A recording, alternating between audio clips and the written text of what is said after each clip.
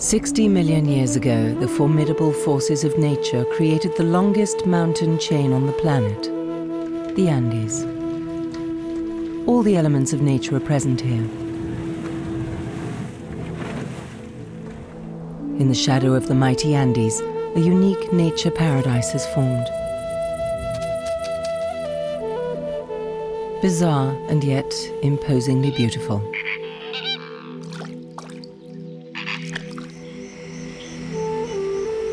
However varied the landscape is, it is always influenced by this one mountain range.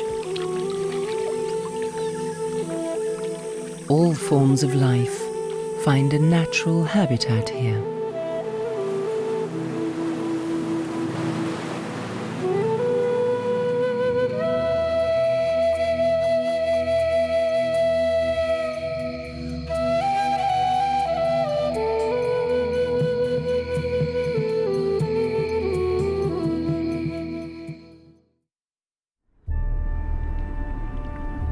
Tierra del Fuego, the southernmost end of the world.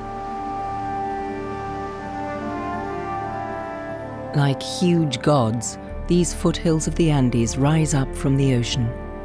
It appears as if they're watching in silence over life in this untamed land. Countless rivers and fjords cross the archipelago like lifelines. It's the breeding season and food is in short supply. The black-crowned night heron is forced to hunt for food during the day, too. The wind. It is the indisputable lord of the island of Tierra del Fuego. At speeds of up to 160 kilometers per hour, it races across the countryside. Only a few isolated south-facing bays defy its constant assault. But for the Magellan goose, it is a paradise.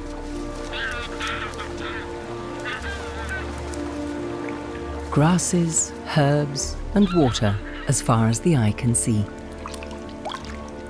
It's not surprising that these geese are some of the most populous inhabitants of the Tierra del Fuego. As are the guanacos, the so-called camels of the Andes.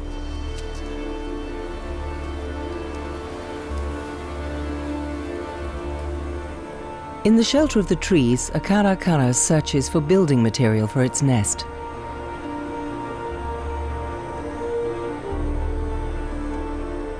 The long creepers and soft parasitic plants offer it plenty of choice.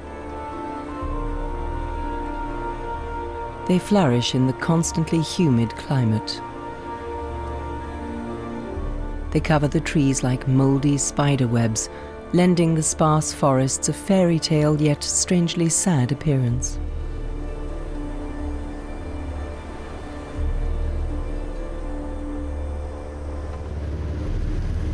In conditions of extraordinary deprivation, Ferdinand Magellan once navigated these straits between Tierra del Fuego and the coast of South America. Today, a comfortable car ferry plies back and forth across the eponymous Magellan Straits. The road to the Patagonian coast is seemingly endless.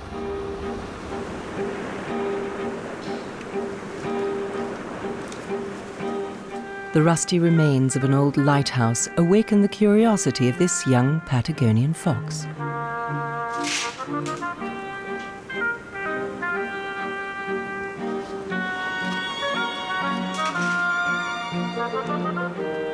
The bush land here at the coast is an ideal playground that prepares him for the severities of life.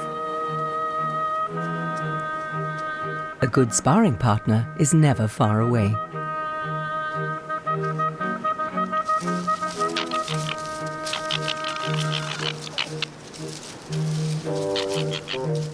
These young adults practice their hunting skills playfully.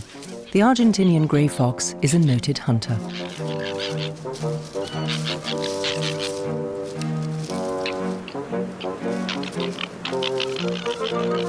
These two are siblings that have recently been abandoned by their mother. Now they're taking their first steps together towards independence.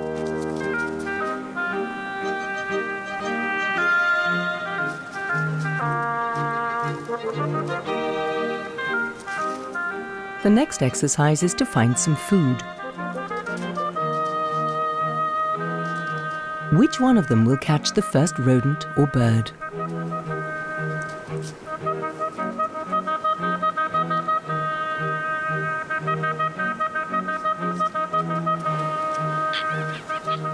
Soon they will each go their own way, as loners.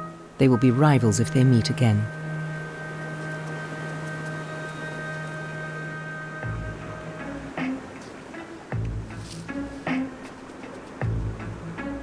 The dwarf armadillo is mainly nocturnal. It makes shallow caves in the sandy coastal soil and spends its days there asleep. Either hunger or the energetic foxes must have flushed this one out.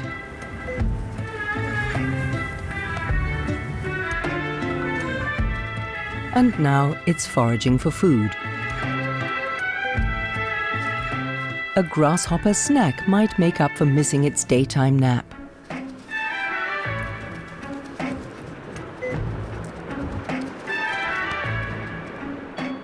The foxes go off in search of new adventures.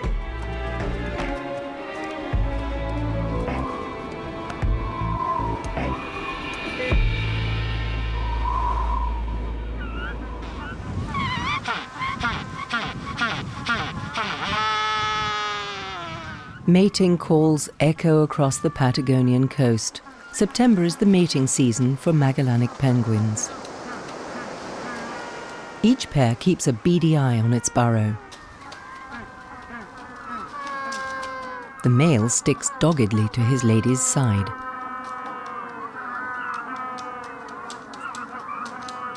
But just before she's about to lay her eggs, closer inspection of the burrow takes top priority. He can only hope that the burrow he's chosen will be approved of, and he sticks to what he does best. He puts back his head and calls.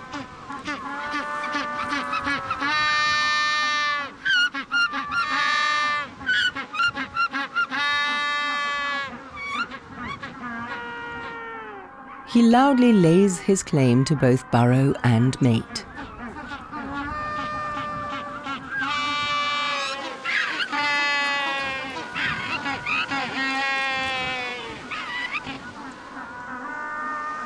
During the breeding season, penguins are strictly monogamous. One guards the nest while the other goes fishing. Their hunting grounds could be up to 500 kilometers away.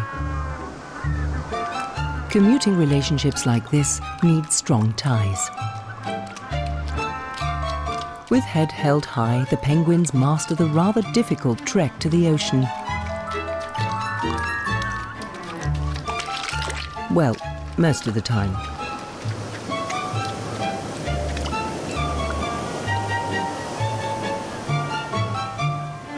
A black and white troop waddles about before heading into the breakers.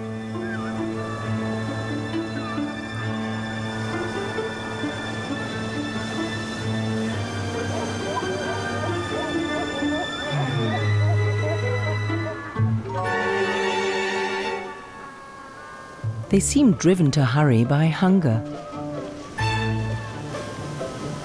Once they get to the water, Magellanic penguins are in their element. They plunge headfirst into the swells.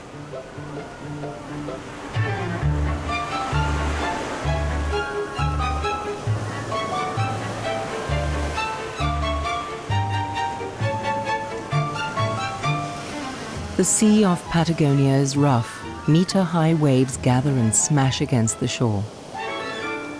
But personal hygiene rituals come first. Penguins finally demonstrate their grace when swimming. They dive to around 90 meters to catch their favorite diet of fish, squid and krill.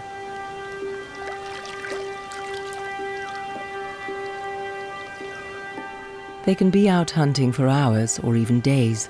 Only when they're full do they return to dry land, knowing that it could be a very long time before their next meal.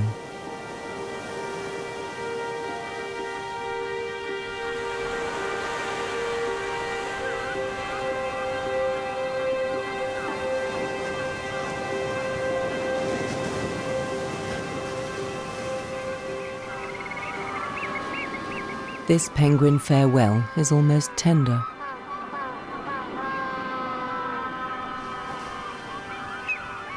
The happy twosome doesn't last long. The hungry partner soon makes its way to the open sea.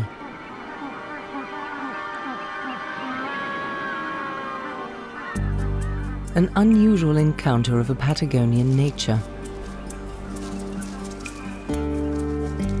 The green coastal bush proved irresistible to the guanaco. Juicy grass is scarce in the steppes.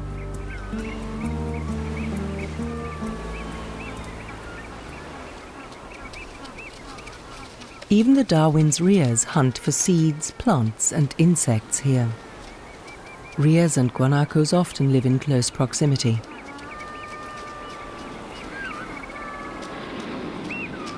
A combination of the sharp eyes of the flightless birds and the guanaco's finely tuned sense of smell are an excellent early warning system that is often beneficial to the penguins too.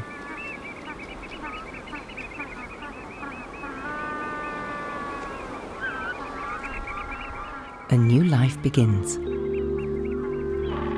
After some 3 months, the penguin chicks lose their fluffy down. After they've molted, the young birds grow a coat of waterproof feathers and can venture into the sea.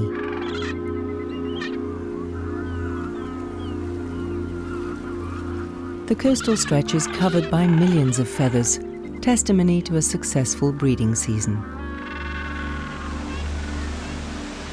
A colony of South American sea lions.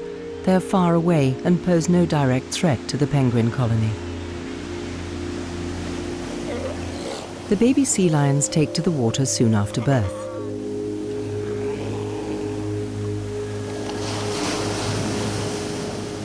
They learn the all-important skills of swimming in the sheltered shallows. It's not unusual to find colonies of over 100 animals. It's no easy task finding your mum in a crowd like this. Just like any other babies, the first thing they do is cry as loudly as possible. When they're very young, sea lion pups can only bleat or squeal. The mother's calls and her scent lead the pup back to the safety of her presence.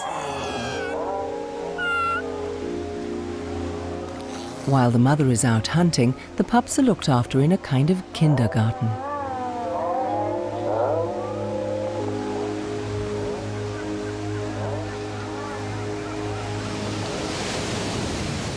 Penguins are a rare delicacy. Generally, sea lions live off fish, crustaceans or squid.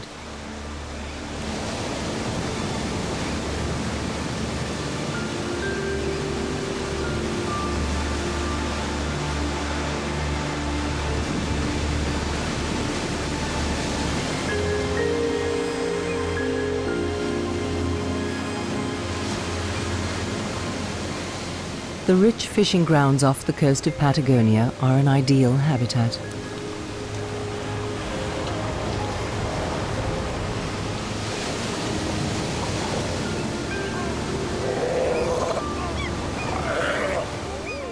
Good waves, plentiful fish, and a sheltered beach, a veritable sea lion paradise.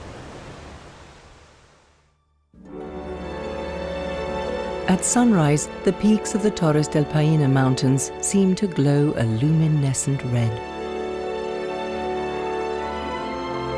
They form the majestic center of the national park in southern Chile. Torres del Paine, translated, that means the towers of the blue heavens.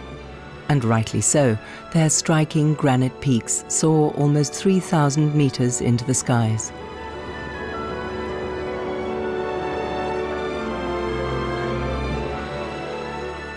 The steep slopes and wide valleys are home to grazing guanacos. Local Indio law says that the mountains are their shepherd, watching over them constantly with eyes of stone.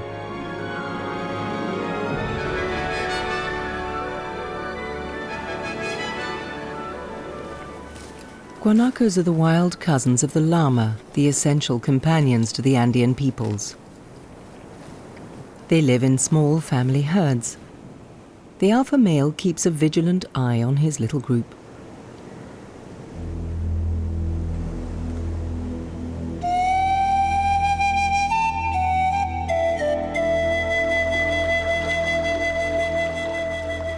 Their thick coat and tasty meat has always made these New World camels a favorite target for hunters, so much so that they have become virtually extinct in many parts of South America.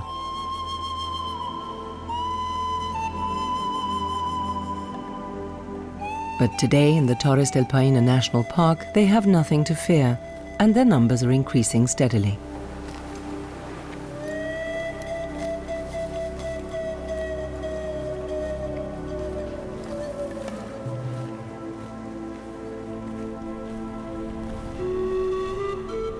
There is no other animal as closely associated with this landscape as the guanaco.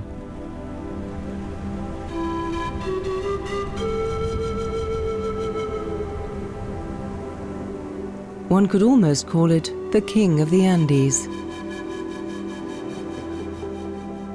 If it were not for this creature, the largest vulture in the world, the Andean condor, lord of the skies. Seemingly weightless, it glides on the updrafts high above the mountain peaks. With a wingspan of over 3 meters, it will allow itself to drift like that at heights of up to 7 kilometers.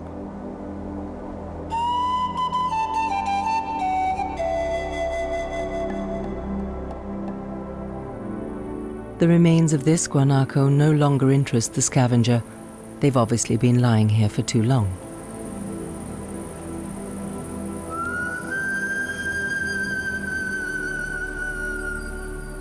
The guanacos have adapted to the harsh conditions of life in the mountains. Like all camelids, guanacos ruminate their food to make the tough grass more digestible.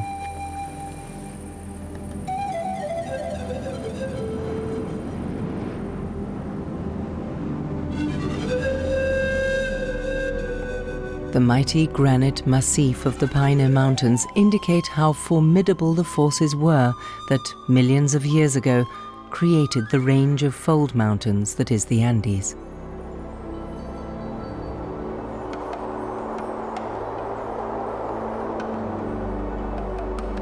The peaks are often veiled by dense cloud and are only revealed when powerful winds blow the cloud away.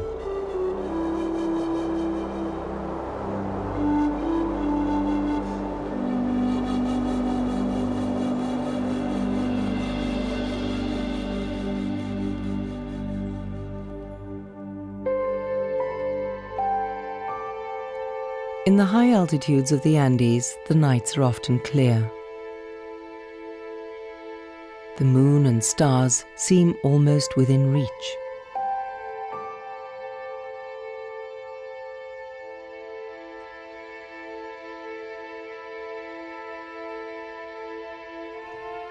In the early hours of daybreak, the famous silhouette of Mount Fitzroy is revealed in all its glory.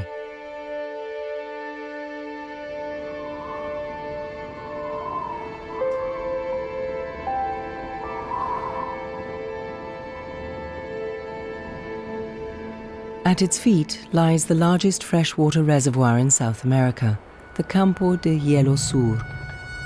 This huge ice field lies on the border between Chile and Argentina. Each day, the enormous ice mass of the Perito Moreno glacier creeps forward about a meter, until it reaches the Lago Argentino, the biggest freshwater lake in Patagonia. At the glacier's 60-meter-high edge, large pieces break off continuously and plunge into the lake.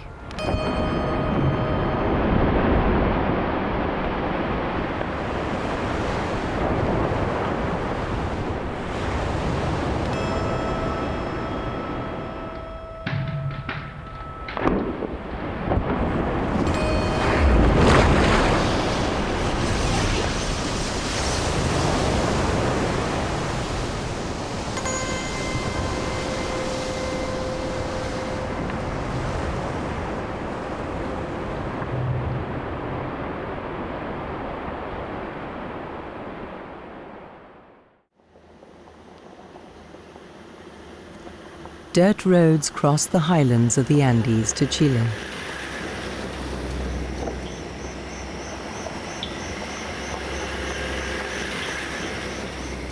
The road winds and curves through the mountains.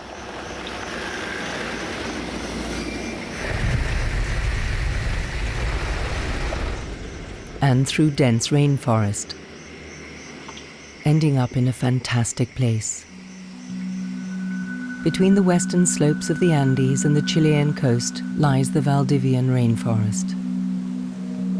The dense green wilderness seems almost enchanted. It is home to almost as many species as a tropical rainforest, and some of its flora and fauna may be found nowhere else in the world.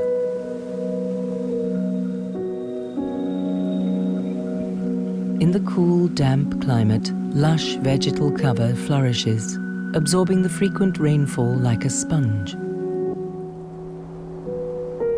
When it isn't raining, clouds of steam envelop the treetops. The skeins of mist rise like ghosts from the depths of the forest.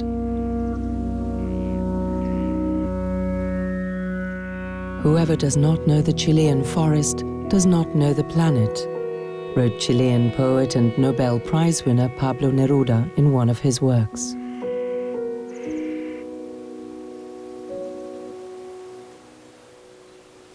And indeed, the Valdivian rainforest is truly unique in its mysterious beauty.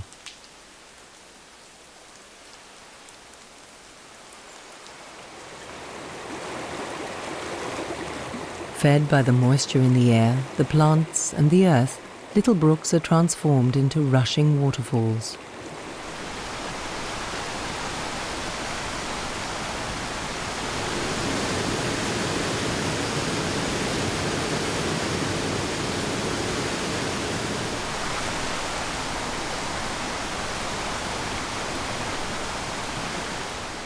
There are over 700 species of plant that can only be found in this spot on Earth. The Valdivia Rainforest is one of the few rainforests outside the tropics. But even this paradise is in danger.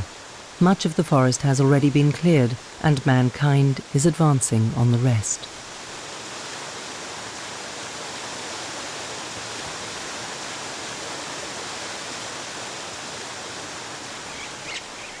Oblivious of this, austral parakeets indulge in their cool daily shower to groom their plumage.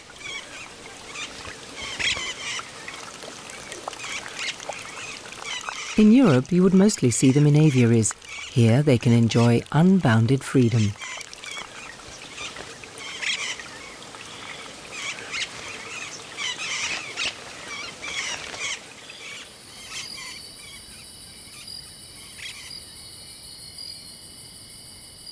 These massive old trees house many unusual inhabitants.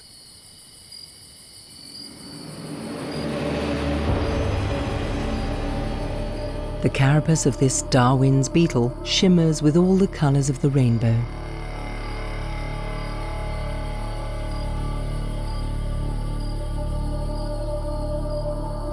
It uses its big mandibles to fight off its rivals.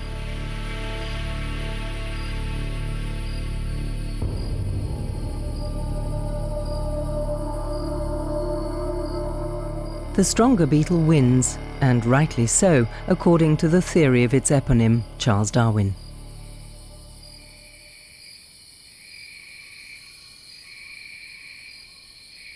One of the main features of the Valdivian rainforest is its unusual trees.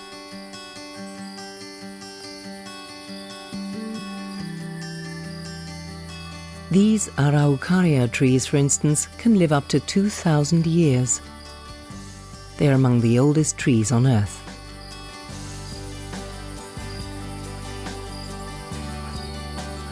Here in the shadow of the Andes is where they originated, although they are grown all over the world as ornamental plants. The Andean fir or monkey puzzle tree, as it's also called, is resilient. Its twigs are covered with hard leaves, each one sporting a thorn at the end. It's this resistance that makes it popular with gardeners, just like the fuchsia, which grows in its shade.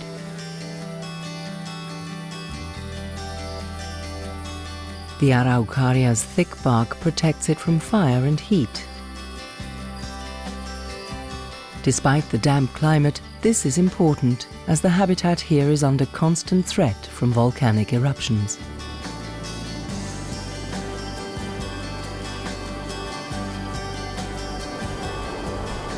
Fire and ice, typical of the Andes. Countless volcanoes, such as the glacier-covered Villarrica, are still active today.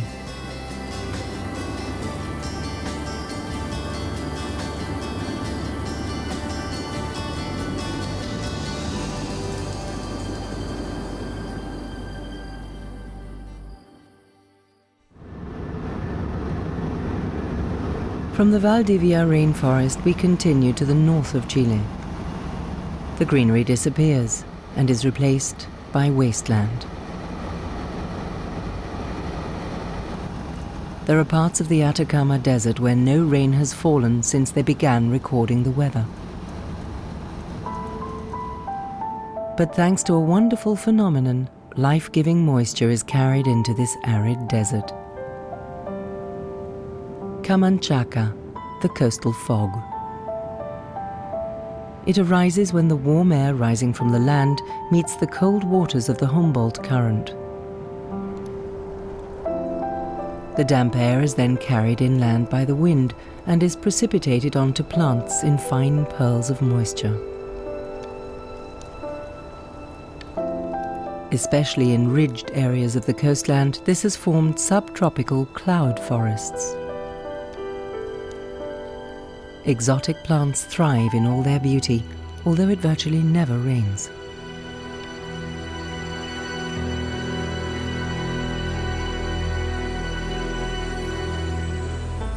On the slopes which the fog cannot reach, vegetation is much sparser.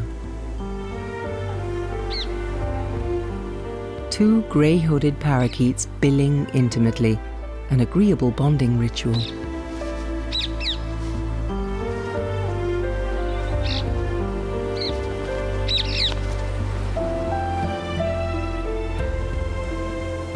Instead of forests and bush, undemanding columnar cactuses and succulents abound here. The burrowing owl's plumage blends in with its surroundings almost perfectly. The camouflage allows it to spot its prey unobserved.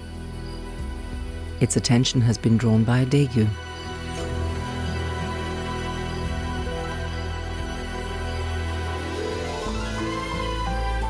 It usually takes only a few wing beats to grab the little rodent, but this time he misses.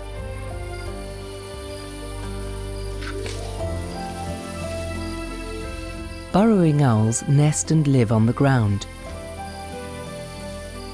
Their burrows are about 1 meter deep and are often inhabited by several pairs of owls at a time.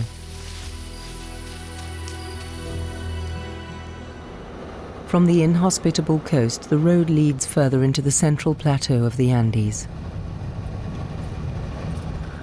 At over 4,000 meters above sea level lies an even more extreme landscape, the Geyser Field of the El Tatio volcano.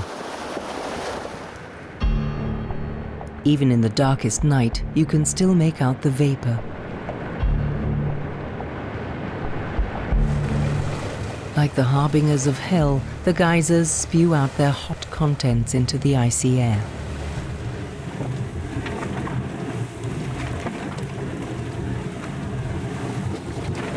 In the mornings, it's minus 20 degrees centigrade here, but the water emerging from the geysers and the underground hot springs can be up to 100 degrees hot. The territory couldn't be more hostile, but nonetheless of formidable beauty.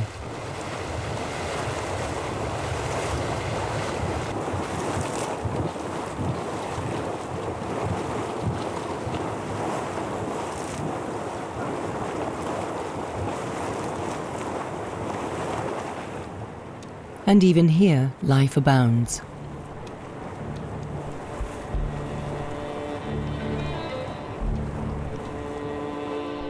A young vicuña stays close to its mother's side as she hunts for food along the stony edges of the hot springs.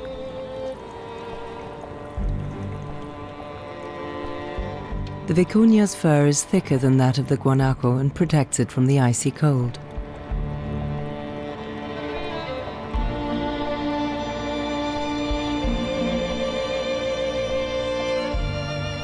In these extreme climatic conditions, humans are much more ruthlessly exposed. The Andean plateau also features saltwater lagoons that can form the backdrop to some unusual balletic performances.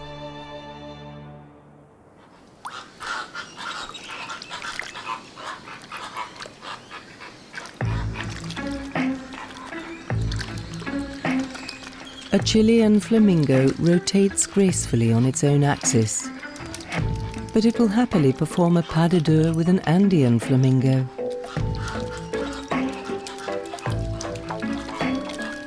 Its rhythmical steps churn up the mud at the bottom of the lake, and with it, the microorganisms that it feeds on.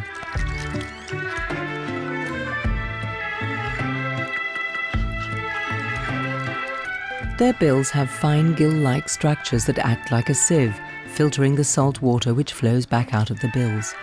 The microorganisms stay behind. Nutritious salt crabs and algae are their staple diet, and they can even drink the saline water too.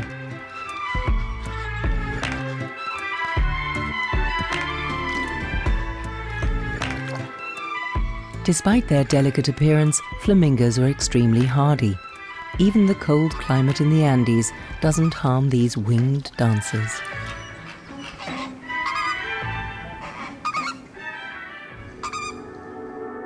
The southwestern part of the plateau is extremely arid.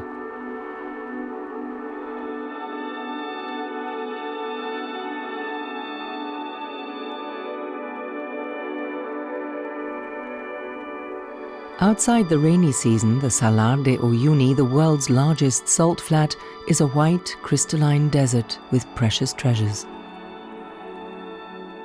White gold.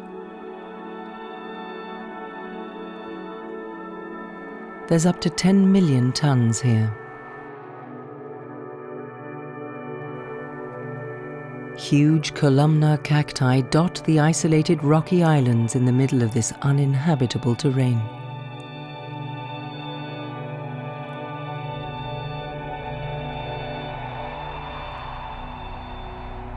The salt is up to 30 meters thick. Even the heaviest vehicles can cross the seemingly endless salt flats in safety.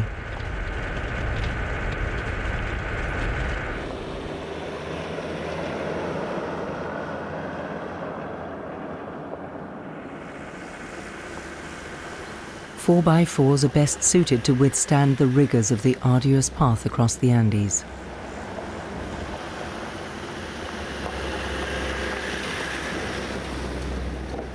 The stony road demands a great deal from the vehicles.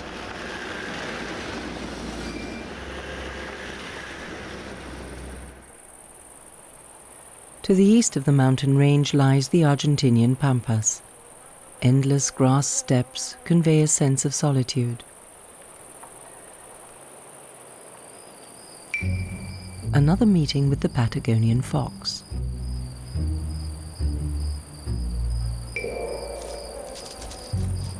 The Mara looks like a guinea pig on stilts. In a tribute to its long legs and ears, it's also called the Patagonian hare.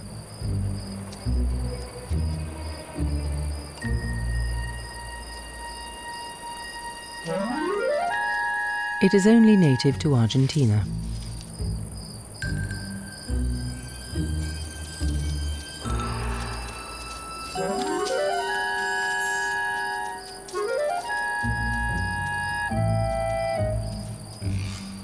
Mara breeding pairs stay together for life, unusual for mammals. The fighting fox has already sensed their presence. But thirst can sometimes be more urgent than caution.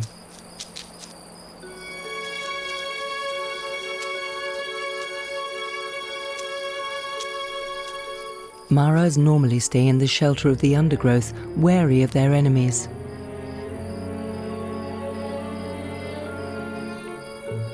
But even when they're drinking, they're constantly vigilant and flee at the first sign of an approaching enemy.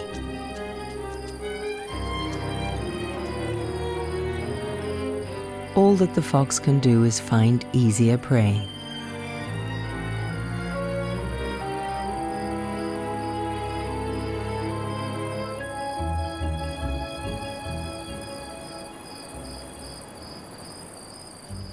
For a while, the Patagonian hare is safe.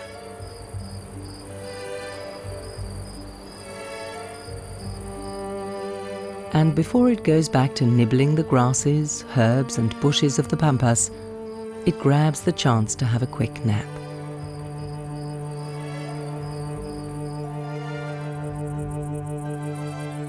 Like prickly statues, the cacti tower upwards, giving the landscape here in the shadow of the Andes a distinctive skyline.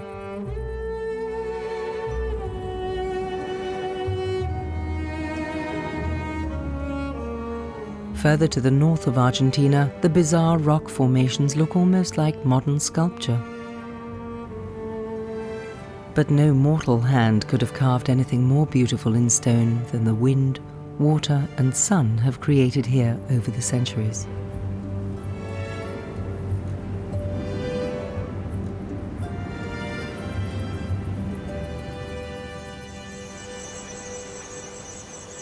In the south of Brazil, right in the heart of South America, it often takes wooden planks to make any progress.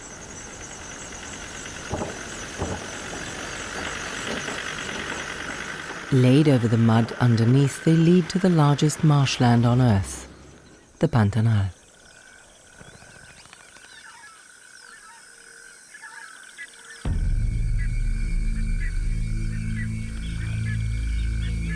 The Yacare caiman can stay motionless in the water for hours at a time.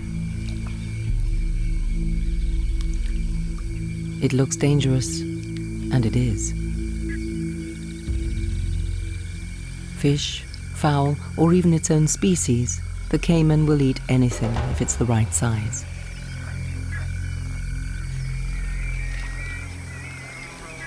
But a fully grown capybara is just a little on the large side for him. Capybara, master of the grasses in the Guarani language. Capybaras are the largest rodents in the world. The vegetarian has webbed toes, enabling it to forage in the water for food as well.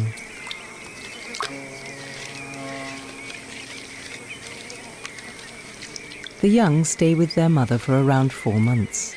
After that, they have to fend for themselves. The Pantanal is a veritable Garden of Eden for them.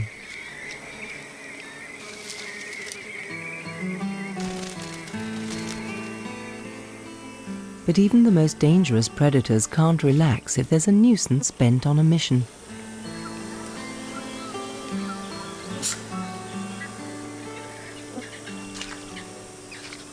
Unimpressed, the butterfly is harvesting minerals from the tear fluid and nostrils of the caiman.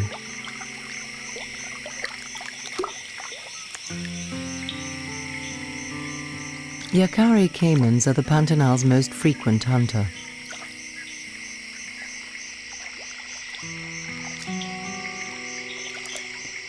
The waters are abundant in fish, but also home to strange creatures, like the endangered giant otter. This section of the swamp is his territory.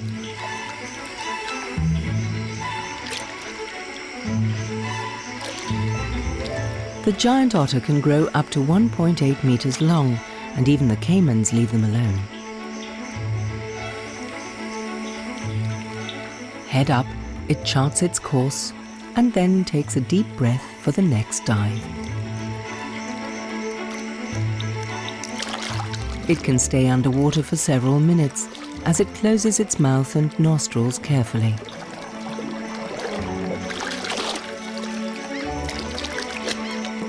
It's insatiable, even though not every dive is successful.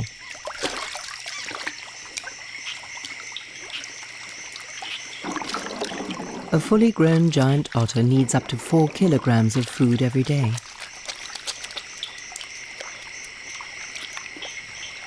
No problem in this territory.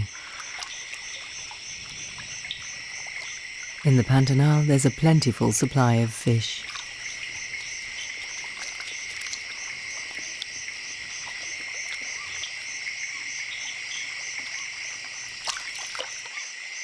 The white or cream-coloured fleck at the otter's throat is distinctive. Every animal has different markings that identify it like a fingerprint from the other otters. The animal's impressive size means it has few natural enemies. But man's predilection for its thick, glossy pelt has almost led to its extinction.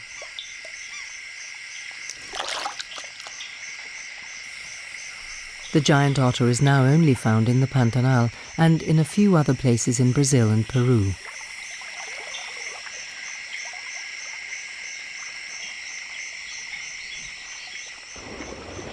The abundance of fish attracts more than just the otters.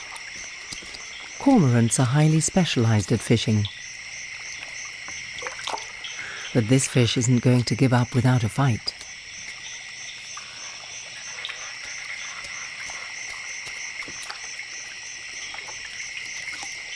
But there's no escape for it and the rest of its species.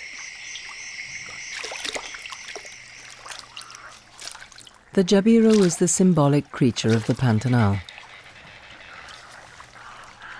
It wades on its long legs through the water and stabs its prey with its beak like lightning.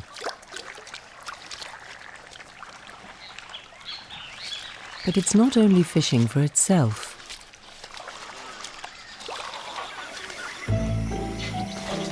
There are 4 hungry beaks waiting for it back at Stork headquarters.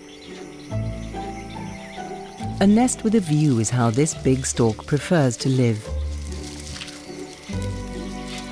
Greedily, its offspring fall on the eagerly awaited food. Jabirus stay with their mate all their lives. And the nest is also meant to last an entire jabiru lifetime.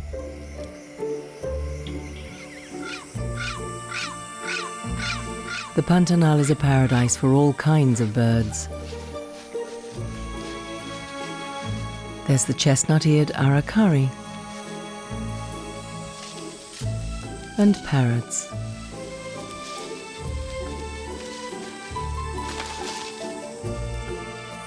There's cawing and singing everywhere.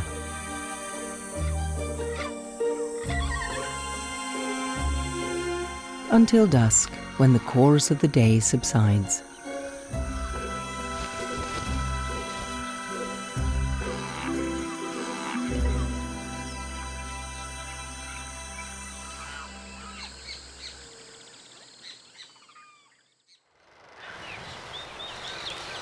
The next morning, the concert strikes up again. Several hyacinth macaws romp around in the trees. They're among the last of their species.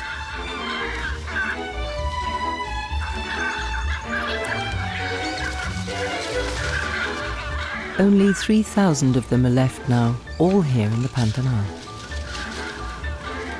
There is no parrot on earth as large as these macaws. Their preferred perch is in palm trees as they love eating palm nuts.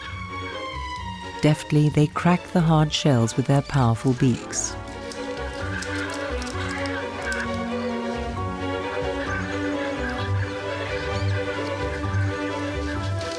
Like the jabiru, the hyacinth macaw also stays with its partner for life.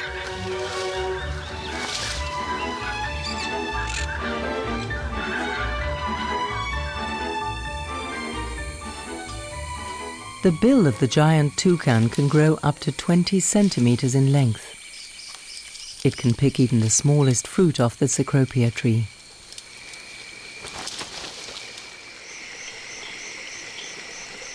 The rivers and lakes in the Pantanal are fed by the Paraguay River. It's part of the same river system as the Iguazu. The Iguazu is world famous as it unleashes its powers in a dramatic nature spectacle. The biggest waterfall on the planet.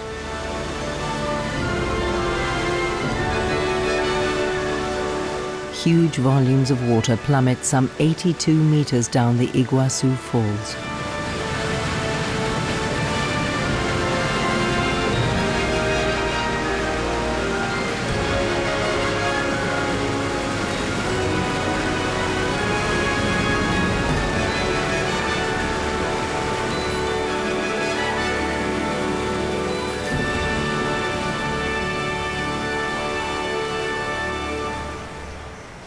The thundering waterfall is surrounded by flourishing, dense rainforest. It's a perfect spot for the black vulture.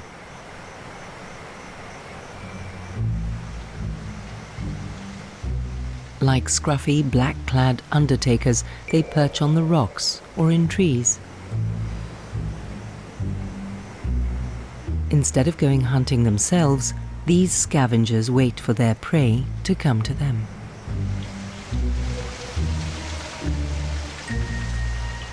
The shady bunch has positioned itself strategically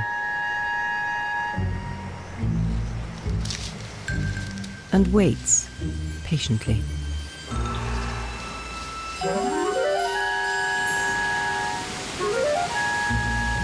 Careless animals regularly fall into the floodwaters of the Iguazu and are swept over the edge of the waterfall to the pool below.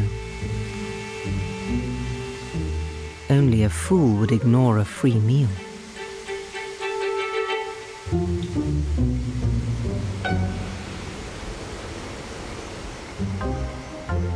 Deep in the nearby forest, leaf-cutting ants are busily living up to their name.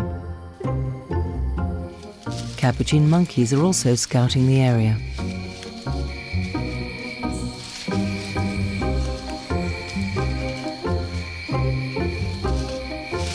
They move nimbly amongst the tree trunks, limbs and smaller branches, constantly on the lookout for anything edible.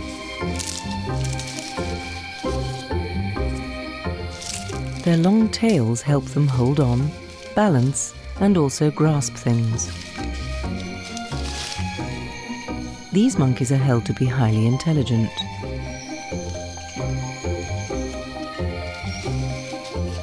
They're certainly very successful at finding food. They use stones to dig out roots and crack nuts. This makes them one of the very few species that use tools.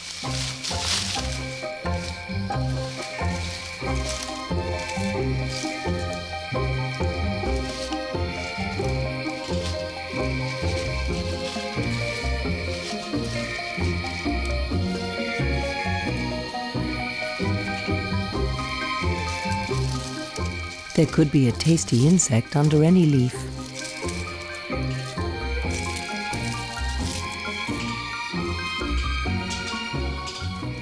They have a widely varied diet, from seeds to fruit and even small vertebrates.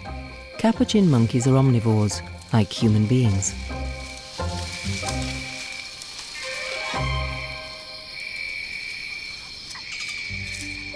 The South American coati, or Brazilian aardvark, doesn't turn his nose up at anything edible either.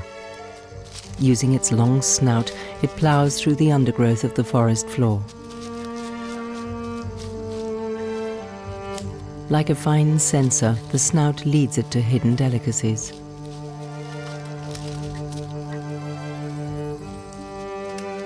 The coati spends most of its time on the ground, where there is plenty of food.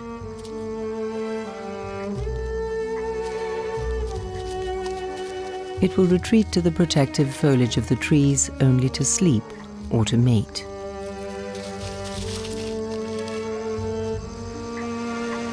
The roaring of the Iguazu waterfall is omnipresent.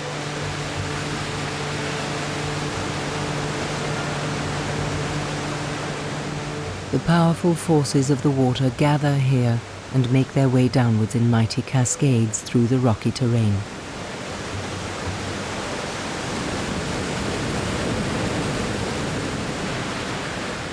After deserts, rainforests, steppes and glaciers, they are the impressive high point of the multifaceted nature paradise in the shadow of the Andes.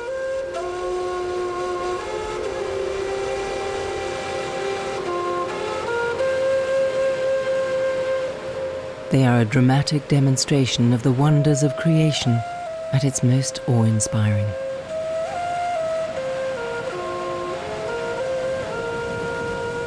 The wild faces of South America.